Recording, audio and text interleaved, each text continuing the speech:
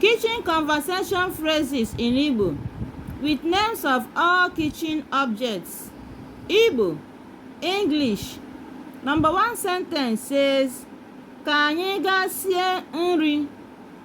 Ka anyị gaa sie nri.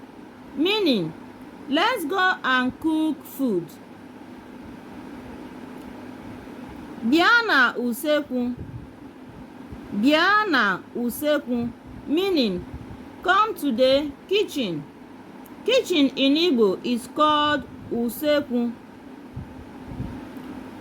Weta ite na mma. Weta ite na mma.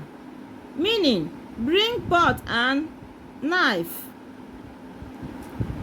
Tinye ọkụ n'usekwu. Tinye ọkụ n'usekwu. Meaning, put fire in the kitchen. Weta afere na ngaji. Weta afere na ngaji.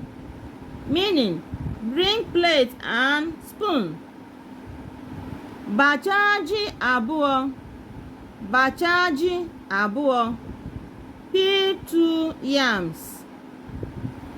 Kedu ebe mmiri dị? Kedu ebe mmiri dị? Where is water? Yabasị na mmanụ ọ dị ebe a? Yabasị na mmanụ ọ dị ebe a?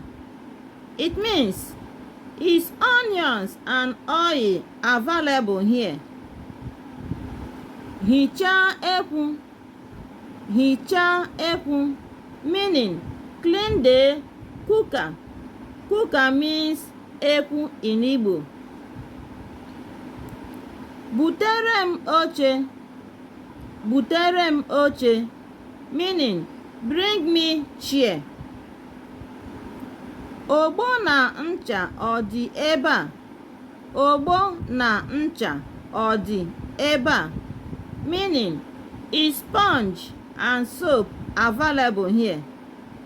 Remember, sponge means ogbo in Igbo. Soap, you call it ncha in Igbo. Konye akwa mficha aka na mkpọ. Konye akwa mficha aka na mkpọ. Meaning, hang the hand towel on hanger. Hanger means mkpọ in Igbo. Bye. Like and share our videos. Subscribe to our channel, guys.